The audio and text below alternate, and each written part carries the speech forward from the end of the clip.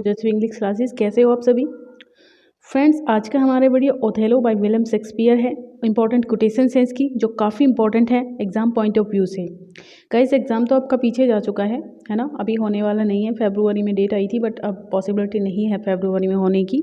लेकिन अगर आप अपनी तैयारी को आपको बिल्कुल भी ढीला नहीं छोड़ना है। जिस फ्लॉ से आप लगे हुए हो, ठीक है, उसी फ्लॉ से आपको लगे रहना है। बिकॉज जितनी ज़्यादा आपकी बेटर तैयारी हो जाएगी औरों से, उतना ही आप सीट के दावेदार हो सकते हैं। ठीक है, तो लगे रहिए, तैयारी को अपनी बरकरार रखिए और पढ़ते रहिए। ठीक है, चलिए शुरू करते हैं आज का हमारा ये इंपॉर्टेंट सेशन। गाइस इससे पहले मैंने हैमलेट की इंपॉर्टेंट लाइन डाली है ना, और मैकबेथ की इंपॉर्टेंट लाइन भी डाली है, और दोनों का करेक्टर एनालिसिस भी मैंने डाला हुआ है। उस वीडियोज़ को आप देख सकते हो, काफ़ी बेनिफिशियल आपके लिए रहेंगी। चलिए, सबसे पहले है कि reputation is an idle and most false imposition of got without merit and lost without deserving. Guys ये जो लाइन है ये इयागो के द्वारा बोली गई है act second on scene third के अंदर। क्या कहा जाता है इसमें? In this famous line Iago ironically tells Cassio, क्या कहता है कैसियो से कि that reputation is not important, कि जो रेप्यूटेशन है वो इम्पॉर्टेंट नहीं है, and is often earned and lost without justification, though it is lost it is Iago himself who has caused the decline in Cassio's reputation। ठीक है, वो कहते हैं कि रेपुटेशन ज़्यादा इम्पोर्टेंट नहीं है और प्राय जो अर्न की गई है वो तो बिल्कुल भी नहीं है, एंड लॉस्ट या जो खो गई है ना, कोई इम्पोर्टेंस नहीं रखती है विदाउट जस्टिफिकेशन, बिना किसी न्याय के। तो ये इस लाइन की आपको बताया जा रहा है इसमें। और गाइज इसमें ये भी बात है कि जो इयागो है वो खुद ही डिक्लाइन का कारण है कैसियो की रेपुटेशन के। ठीक है, तो ये हमारा मतलब था इस लाइन का। Reputation is an idle and most false imposition of got without merit and lost without deserving. चलिए, to mourn a mischief that is past and gone is the next way to draw new mischief on. देखिएगा दोनों लाइनें rhyme भी कर रही हैं, तो आपको उसको ध्यान देना है कि टू मोर्न, मोर्न का मतलब दुख प्रकट होता है। टू मोर्न मिसचीफ, किसी भी मिसचीफ के प्रति दुख प्रकट करना, उस पर मॉर्न करना, दैट इज पास्ट, ये चला गया है ना, एंड गॉन, अब ये नहीं है, ये जा चुका है। Is the next way to draw new mischief on, और अब समय आ गया है कोई और शैतानी करने का, कोई और बड़ी गलती करने का। तो गाइज ये ड्यूक कहता है एक्ट फर्स्ट सीन थर्ड के अंदर। एक्सप्लेनेशन क्या है इसका? This quotation is part of the advice given by the duke to Desdemona's father ब्राबेंशियो।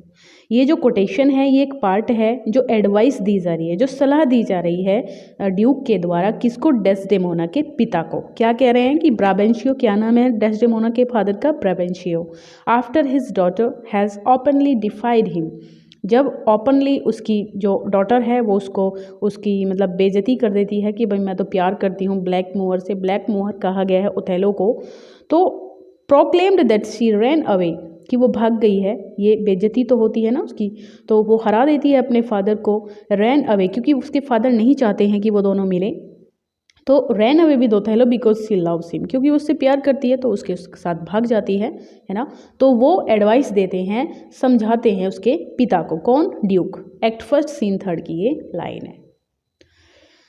Who would not make her husband a cuckold to make him a monarch. Guys, who would not make her husband a कुको to make him a monarch. कौन नहीं चाहता है उसका जो husband है वो monarch मिले। मोनार्क से क्या मतलब है गाइज? एक तरीके से सिंहासन को कह सकते हैं मोनार्क, तो उसको सिंहासन मिले। कौन पत्नी ऐसा नहीं चाहती है? वैसे तो ये मतलब इस लाइन का है, तो दे आगे देखते हैं क्या है।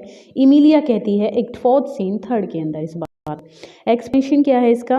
This quotation is part of an important passage in the play in which Desdemona has a discussion with Iago's wife Emilia on marriage and Fidelity.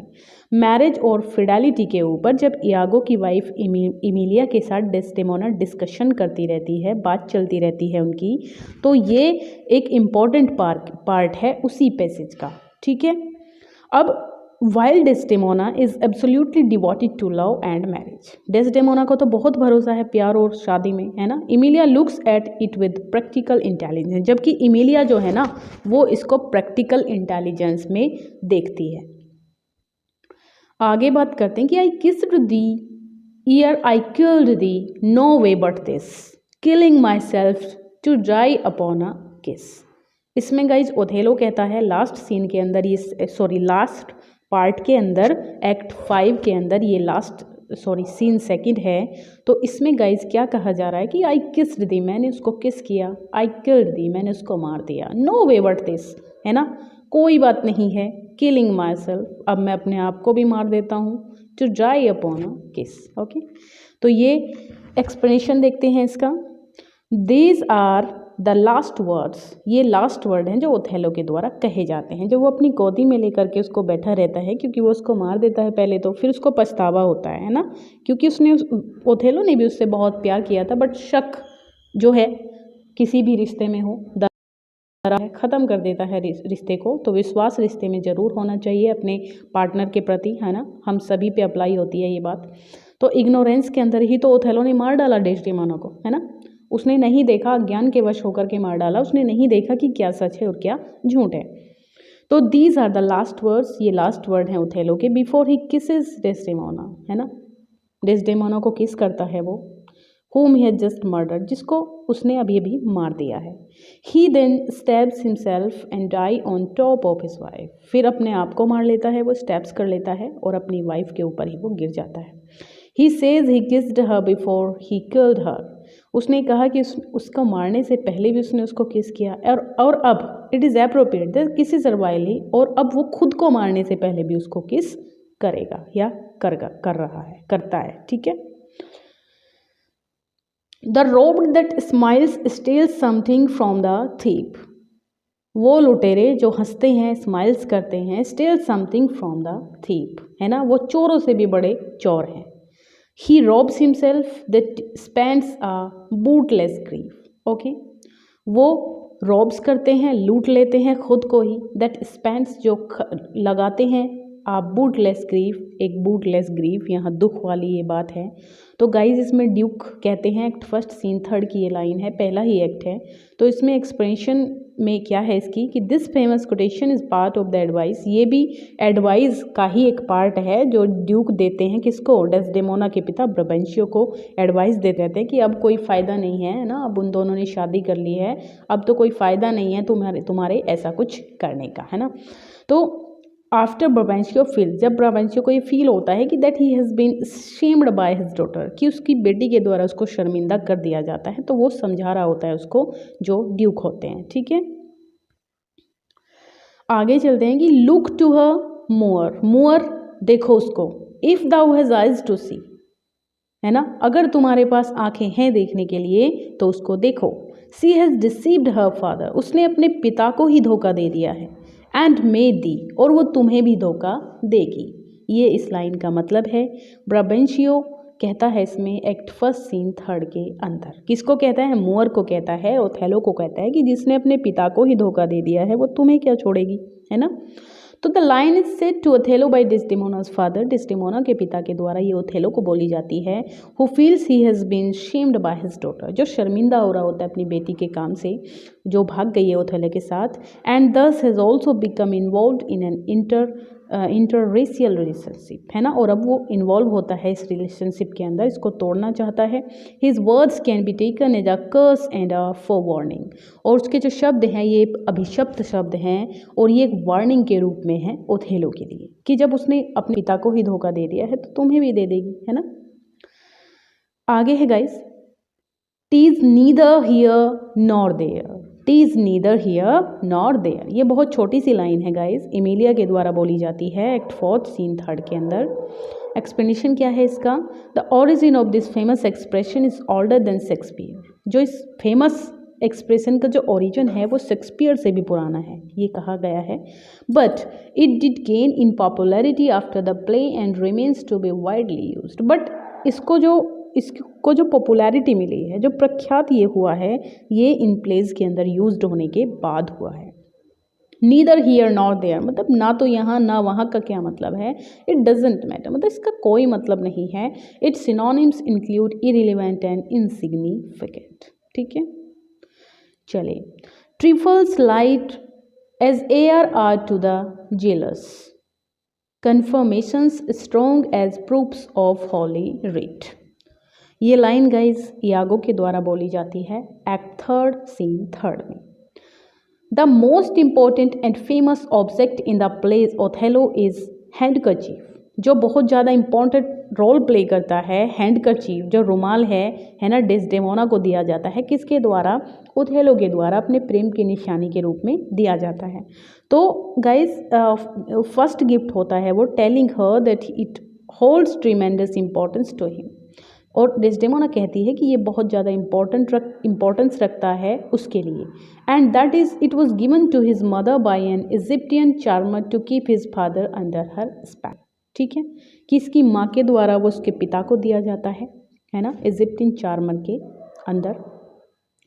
तो गाइज ये यहाँ पे काफ़ी इंपॉर्टेंट रोल प्ले करती हैं ये लाइन्स कि trifles light as air are to the jealous confirmations strong as proofs of holy writ. ठीक है, O beware my lord of jealousy के लॉर्ड, बीवेयर सावधान रहो। It is the green eyed monster, ये ग्रीन आइड मॉन्स्टर है guys. किसको कहा गया है? इयागो को कहा गया है ओथेलो प्ले में। ये क्वेश्चन भी बनता है, which doth mock the meat it feeds on. Guys Iago के द्वारा ये लाइन बोली जाती है एक्ट थर्ड सीन थर्ड के अंदर। इन this famous line Iago ironically warns Othello. इसके अंदर ओथेलो को वो वार्न करता है, चेतावनी देता है जो इयागो है कि ऑफ द डेंजर्स, खतरे की, है ना, ऑफ बीइंग जेलस, कि जेलस नहीं होना चाहिए हमें, कंपेयरिंग भी नहीं होना चाहिए, comparing jealousy to a green eyed monster. और खुद ही उसने कंपैरिजन किया है किसका? ग्रीन आइड मॉन्स्टर का जेलसी से कंपैरिजन किया है। Which makes fun of the victims it devours. Shakespeare refers to how jealousy toys with its victim, कि जेलसी किस प्रकार से अपने विक्टिम के साथ प्ले करती है, उसको उसके साथ खेलती है, किस तरीके से उसको अपनी उंगलियों पे नचाती है। तो बिफोर डिस्ट्रॉइंग हिम, उसको बर्बाद करने से पहले। Perhaps comparing it to the nature to of cats playing with their prey, कि जिस प्रकार से जो बिल्ली है वो अपने शिकार के साथ प्ले करती है पहले, है ना, फिर उसको खा जाती है, भाग दौड़ करती है उसके साथ और फिर उसको खा जाती है। तो यही चीज़ जो जेलसी है वो हमारे साथ करती है। ठीक है, तो O beware my lord, मेरे लॉर्ड स्वामी, आप मतलब सावधान रहिए जेलसी से। इट ये ग्रीन आइड मॉन्स्टर है, whose doth mock the meats it feeds on, जो एक प्ले करती है अपने भोजन को खाने से पहले, मीट को खाने से पहले उसके साथ खेलती है। ठीक है, for when my outward action doth demonstrate the native act and figure of my heart in compliment extra. ये भी इयागो के द्वारा बोली गई है, एक्ट फर्स्ट सीन फर्स्ट की ही लाइन है ये। This quotation is a part of the famous I am not what I M, I am not what I M. ठीक है, तो गाइज इसमें देखें आप, ये स्पीच का एक फेमस स्पीच का पार्ट है, I am not what I am, मैं वो नहीं हूँ जो मैं हूँ। तो speech in the play where Iago reveals his deceitful character to Roderigo, है ना, अपना डिसीटफुल कैरेक्टर जो है, धोखेबाजी वाला कैरेक्टर, वो रॉड्रिगो के सामने दिखाता है। Who is unable to read through his words, जो उसके शब्दों को पकड़ने में अक्षम होता है। And ultimately suffers due to his naivety, और अंत में सहन करता है जो भी गलत होता है। ठीक है, तो गाइज ये थे हमारे कुछ इंपॉर्टेंट कोटेशंस। आई होप आपको पसंद आए होंगे। प्लीज़ लाइक ज़रूर कर दीजिए गाइज अगर आपको पसंद आते हैं, है ना, और शेयर कर दीजिए अपने दोस्तों में, ताकि ज़्यादा से ज़्यादा लोगों के पास वीडियो पहुंच पाएँ। वही मैटर देती हूँ आपको जो इम्पोर्टेंट होता है एग्ज़ाम्स के लिए। ठीक है, भले ही मैटर मैं रेगुलर नहीं दे पाती हूँ, बिकॉज टाइम नहीं मिलता है गाइज, बहुत सारे काम होते हैं, है ना, लेकिन कोशिश यही रहती है कि आपको जो भी दूँ अच्छा मटेरियल दूँ, है ना। तो प्लीज़ लाइक कर दिया कीजिए, और अगर नए हैं चैनल पे आप तो सब्सक्राइब भी ज़रूर कर दिया कीजिए वीडियो को। ठीक है guys, thank you, bye bye, good night.